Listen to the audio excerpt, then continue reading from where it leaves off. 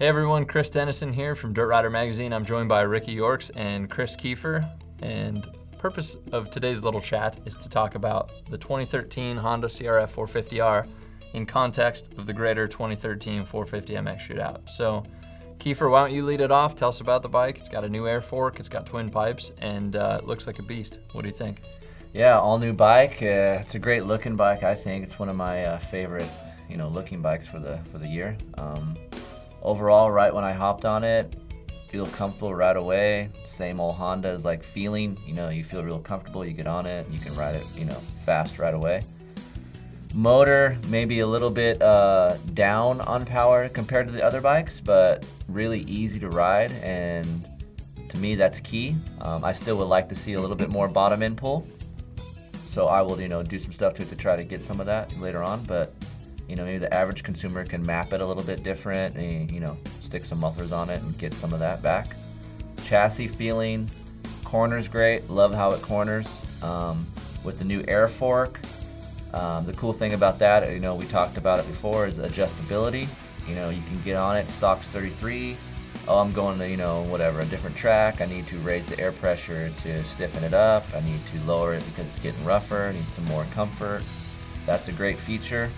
Shock, really good. Squats, acceleration bumps. I think it's great. I think all around it's a great package bike. I love the bike. Yeah, and that's a good point on the all-around performance. We'll get back to that, but I want to touch on what you said about the motor. You describe it as a little bit down on power. Ricky, we had a lot of guys tell us that they thought it was really smooth, and that might be perceived as down on power, especially with some of the novice guys jumped on it, and really the Honda's not as polar as it used to be.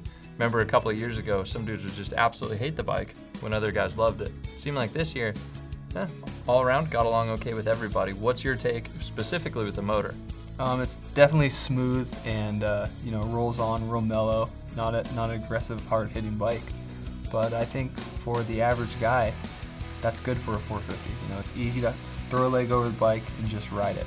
As Kiefer said, you can ride it hard and long, and it's not fatiguing like maybe some of the harder hitting bikes. Yeah, and on the air fork, I'll say it, I think for me personally, the air fork works better on the Kawasaki than it does on the Honda. It's essentially the same fork, but Kiefer, comparing the two, and specifically with the Honda, how it rides, can you describe like a little bit low in the front? How would you talk about the Honda?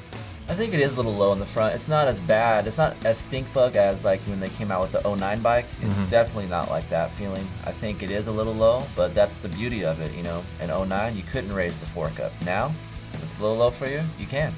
So 2 PSI is a spring rate. If you want to go up and it feels stink bug, lower your sag a little bit.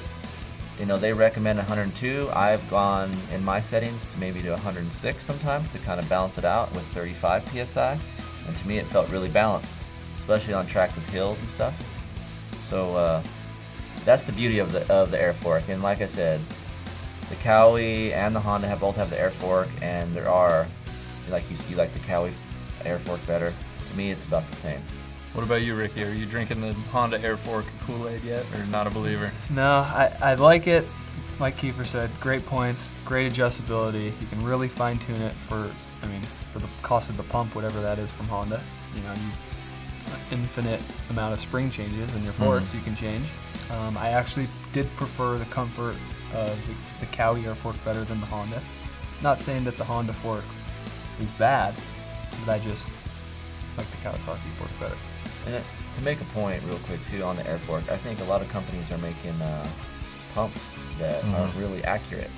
So, and that's what's really key too. People are scared of the air fork because it's change, and oh my gosh, it's going to change air pressure. Well, the old forks did it too. Yeah. We all built air pressure up when we rode, so you always had to bleed them. So it's not that much more work to, check your air pressure in your forks. Yeah, and that is a good point. You do need a no loss, like a good pump. You can't just take a Walmart pump and put it on there and expect to get good high level performance. But realistically, what is it? An added step? It's really just checking it. You just got to make sure you got to use the same pump all day long. Yeah, don't be lazy. Right.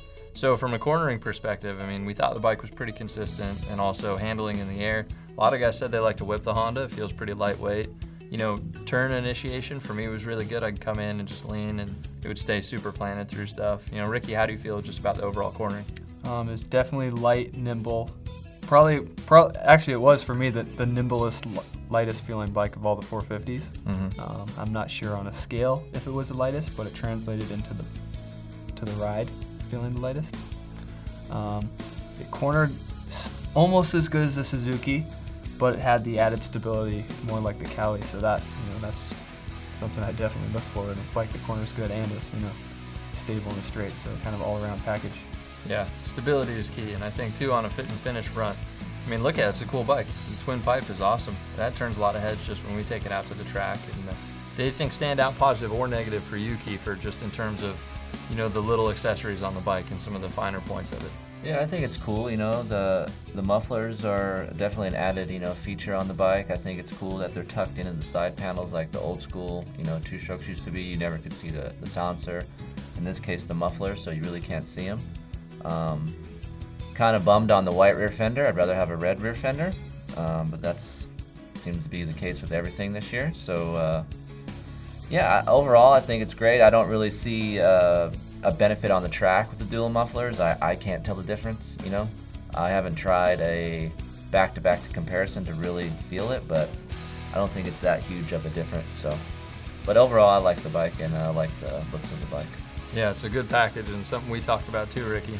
Drake McElroy, who's one of our test riders, freestyle guy, he pays for his own stuff. He buys his own bikes, and he said in his notes, he said, after a long timeline, the Honda rises to the top. Just speaking to the durability of the bike, if you rode everything to 50 hours, where's the Honda going to be? Honda would definitely be at the top of the list. I've ridden them in the past just for that reason alone. Their quality, they're built to last. My girlfriend drives a Honda. That's all I'd put her in. That's all I think that the quality's the best. Yeah, perfect. So overall, where does it stand for you, Kiefer? To me, it's the best feeling bike. I'd go buy one. It's do little mods to it and make it a little faster off the bottom. Handles great. I love the way it corners. I'm a big cornering guy. I like it. I think it's in the right direction. Honda's going the right direction. It's great for people's dollar nowadays with the air fork. I think all of our money's getting tighter, and more adjustability on a dirt bike is great, and I think Honda sees that and they're going that direction. So, man, I really liked it. I enjoy riding it a lot, and it was a fun time on it. Yeah, and like you mentioned, it's a good all-around setting. And for me, the Cowie works a little bit better. I would definitely buy a Honda any day of the week, but I think all-out performance-wise, the Cowie just knocks my socks off a little bit more. Ricky, how's the Honda fit in your overall ranking? I have similar views on how you feel about it. If I could squeeze a little bit more power out of the motor of the Honda, it would be my top pick. But stock to stock, the Cowie's just a little bit better for me. And the good news is, I don't know if we haven't mentioned this, but the Msrp is the same and it's an all-new bike. Yeah, it's like $84.40 for the bike, which is super good that Honda kept the 2012 price on the 2013 because, for that amount, they could have easily justified boosting the price a couple $100, but you get an air fork, you get twin pipes. I mean, York's is it a deal? It's definitely a deal. I mean, quality, good bike, a lot of adjustability. I think it's a hit for everyone. Right. And that's it. I mean, we're stoked on the Honda. We've got a pile of notes from all our guys, novices, beginners, vets that are all stoked on the Honda. You can see how the bike actually stacks up in the overall scheme of the Shootout, and check that out in the pages of Dirt Rider magazine. Also, check out our other videos because we're sitting here hashing out all the bikes. Thanks for watching.